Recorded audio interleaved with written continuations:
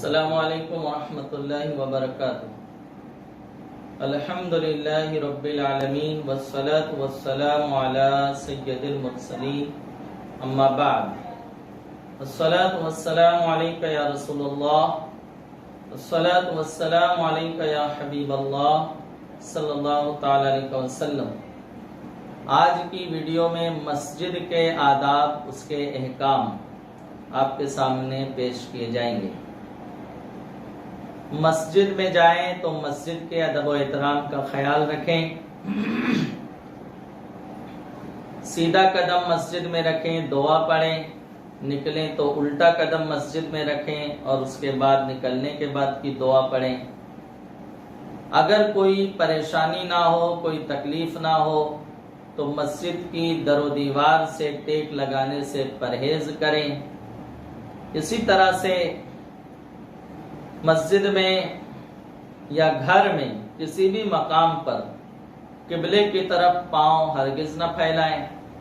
لوگ گھروں میں سوتے ہیں تو جو لوگ نماز وغیرہ سے دور رہتے ہیں وہ اس کا قطعاً خیال بھی نہیں کرتے کہ ان کا پیر کس جانب ہے، تو سمت قبلہ پیر پھیلا کر سونا یہ بہت محرومی کا سبب ہے۔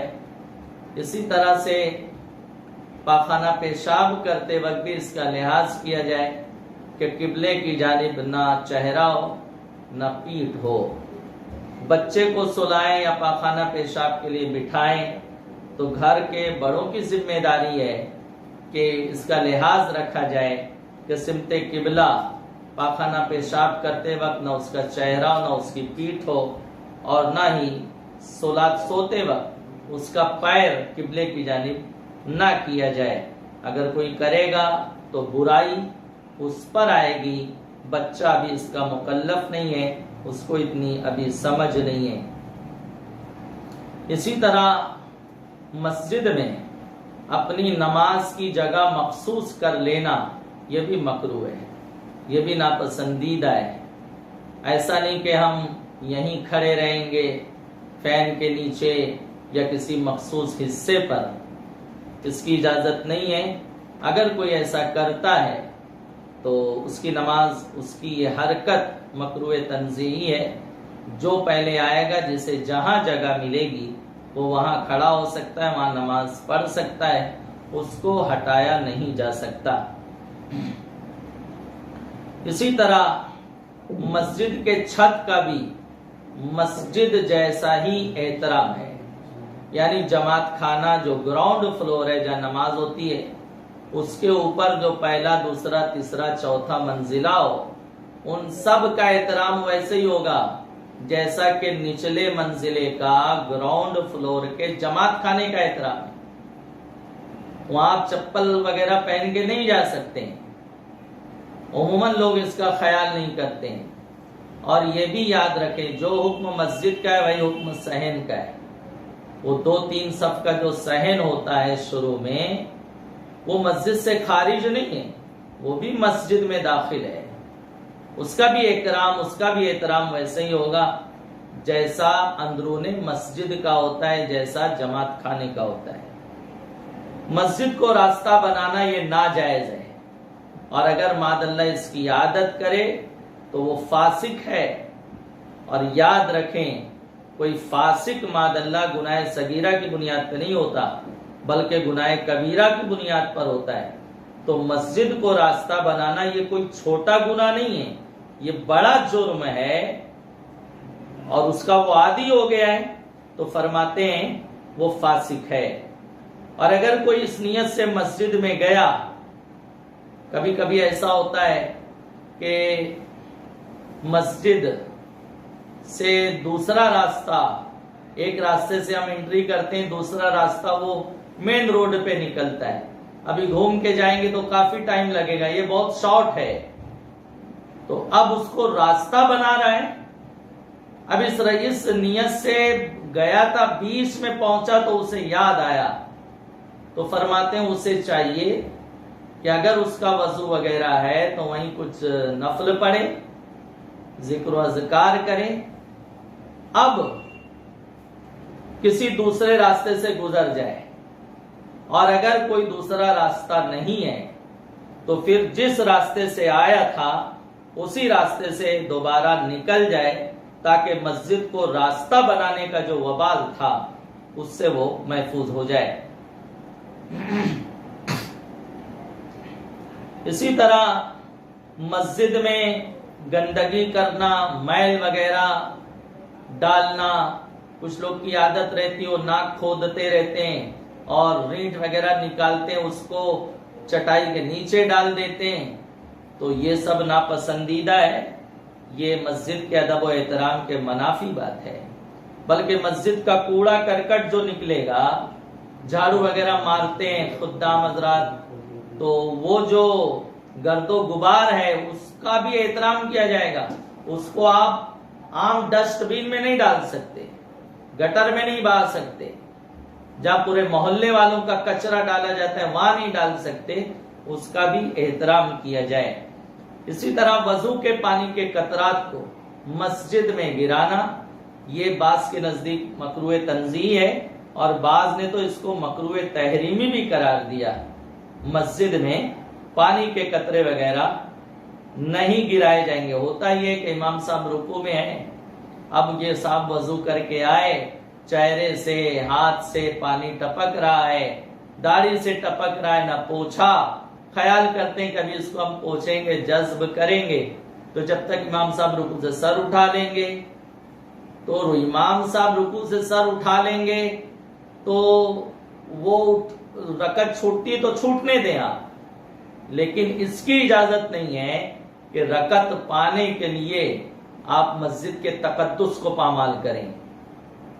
داڑھی وغیرہ سے پانی کے قطرات وہ مسجد کی چٹائی پہ گرے، قالین پہ گرے، فرش پر گرے، اس کو بعض نے مکروہ تحریمی بھی بتایا، تو اس سے جو ہے پرہیز چاہیے، بچا جائے گا۔ اسی طرح مسجد میں آواز بلند کرنا، مسجد میں شور و گل کرنا، گپ شپ کرنا، اس کی قطعاً اجازت نہیں ہے۔ سیدی سرکار اعلیٰ حضرت امام علیہ سنت نے فتح رضویہ شریف میں اس حدیث پاک کو بیان کیا۔ مفہوم حدیث ہے کہ آقا علیہ السلام نے ارشاد فرمایا، جو مسجد میں فضول بات کرتا ہے، فضول جس سے نہ دین کا فائدہ ہو نہ دنیا کا فائدہ ہو، تو اس کی 80 سال کی عبادت ماد اللہ ضائع ہو جاتی ہے۔ آپ اندازہ لگائیں، تو مسجد میں ہم گئے، اللہ کی بارگاہ میں، اس کے دربار میں ہیں، ادب و احترام سے رہیں گے، شور و گل نہیں کریں گے، کسی کو بھی مسجد میں چیخو پکار کرنے کی اجازت نہیں ہے، چاہے وہ عام مقتدی ہو، عام مصلی ہو یا مسجد کا متولی ہو، مسجد میں چیخو پکار کی کسی کو اجازت نہیں۔ بعض لوگوں کا یہ حال ہے، وہ اپنا اثر و رسوخ بتانے کے لیے مؤذن کو مسجد میں چلائیں گے، چیخو پکار کریں گے، خواہ مخواہ شور و گل کریں گے۔ وہ کام امام صاحب کا ہے، آپ کا نہیں ہے۔ صفوں کو درست کرانا اور خالی جگہ کو پر کرنا وہ امام کی ذمہ داری ہے۔ وہ اپنے محبت بھرے لہجے میں، میٹھے انداز میں جو ہے وہ اپنا کام کریں گے۔ کسی دوسرے کو چیخو پکار کر کے، کوہرام مچا کر یہ سب کرنے کی اجازت نہیں۔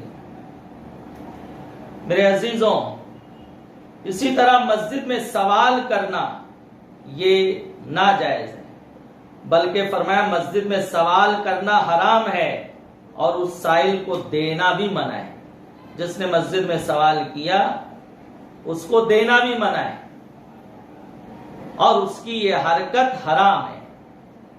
مسجد میں جس نے سوال کیا اس کو نہ دیا جائے تاکہ ان کی ذہن سازی ہو، ان کو ترغیب ملے کہ اگر میں مسجد میں سوال نہیں کیا ہوتا تو لوگ مجھے دیتے، اور وہ یہ مسائل اچھی طرح سے جانتے ہیں۔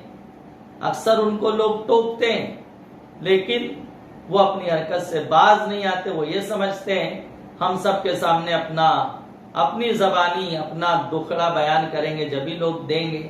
اللہ سب کی پریشانی دور فرمائے، سب پر کرم کی نظر فرمائے، لیکن آپ باہر یہ کر سکتے ہیں اور بغیر ضرورت کے سوال تو کسی کے لیے جائز نہیں۔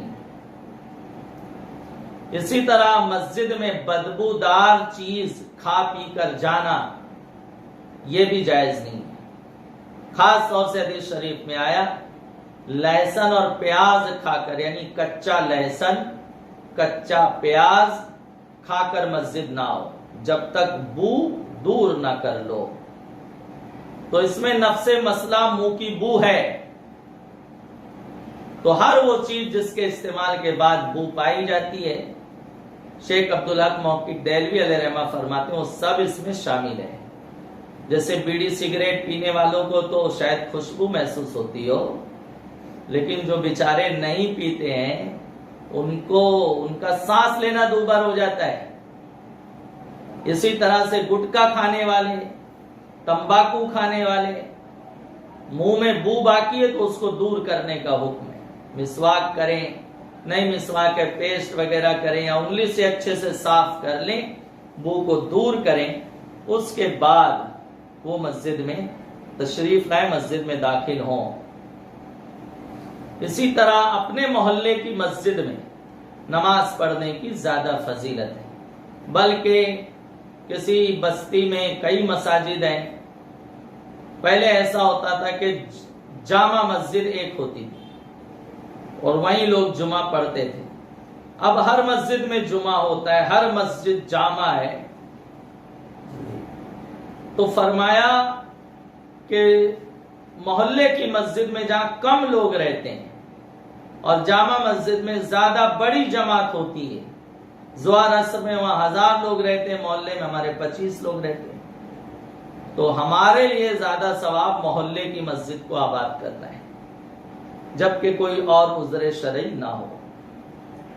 اور اگر ایسا ہے کہ ہمارے بستی کی مسجد ویران ہے، کوئی نہیں آتا، تو اس بندے کو چاہیے وہ تنہا جائے، اذان کہے، اقامت کہے، نماز پڑھے۔ اس کا اکیلے نماز پڑھنا جامع مسجد کی جماعت سے افضل فرمایا، کیونکہ اس ایک بندے کے سبب سے اللہ کا گھر آباد رہے گا، وہاں سجدے ہوں گے، نماز ہوگی۔